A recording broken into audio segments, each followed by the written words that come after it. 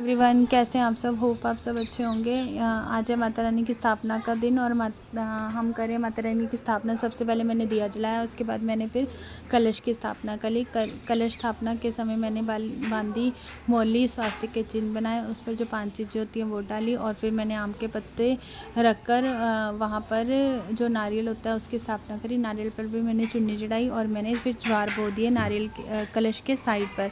फिर मैं आ गई बाहर, फिर मैंने करी द्वार पूजा पर मैंने बनाए स्वास्तिक चिन्ह और आम के पत्तों पर मैंने लगाया टीका जो मैंने तोलन बनाया था।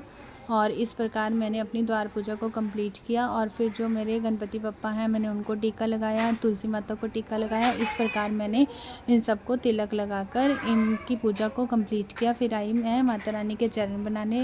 ये कहते हैं इन चरणों से ही होकर माता रानी घर में प्रवेश करती हैं, मतलब कि मैंने चरण पूजा करी और इन चिन्हों को बनाकर मैंने माता रानी से माफ़ी मांगी कि अगर कोई गलती हो गई हो तो मुझे माफ़ करना। फिर मैं आई अंदर मैंने गणपति जी का सबसे पहले आह्वान किया और गणपति जी का पंचामृत से स्नान कराया, दूध, दही, शहद, बूरा और गंगा जल और पानी से।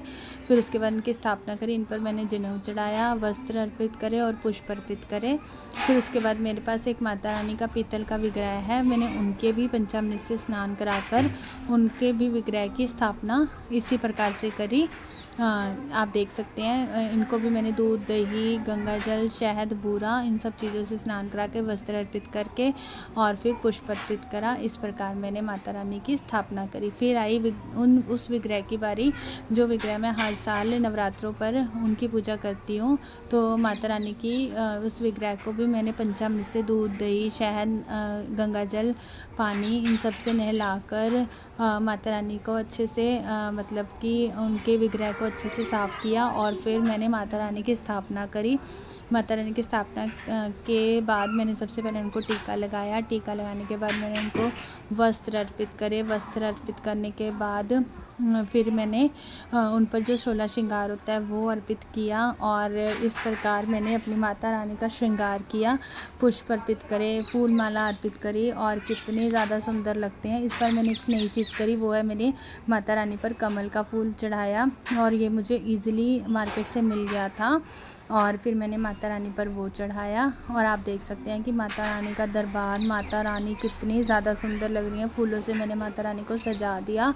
फिर आई खेतरी माता की बारी। खेतरी माता के पात्र के लिए सबसे पहले मैंने नीचे अक्षत रखे और इस तरह मैंने खेतरी माता की भी अपनी स्थापना करी और उन खेतरी माता को मैंने आग के पत्तों से ढक दिया था ताकि ज्वार अच्छे हों, क्योंकि कहते हैं गर्मी से बहुत जल्दी पनपते हैं। फिर मैंने माता रानी पर पान के पत्तों और सुपारी और पताशे का भोग लगाया और अब आई आरती की बारी। सब जने आरती करने लग गए।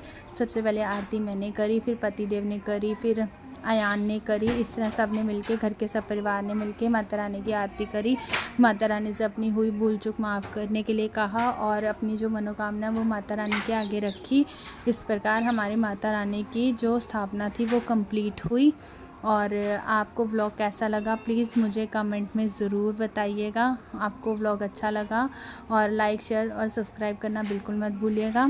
और हमने फिर माता रानी के जयकारे लगाए, बहुत ही अच्छा जो माहौल था, सब हो गया था, सब ने आरती ली और इस प्रकार हमने अपनी माता रानी की स्थापना करी। आप लोग अपनी माता रानी की स्थापना कैसे करते हैं प्लीज़ मुझे कमेंट में ज़रूर बताइएगा। बाय बाय गाइस, मिलते हैं नेक्स्ट व्लॉग में।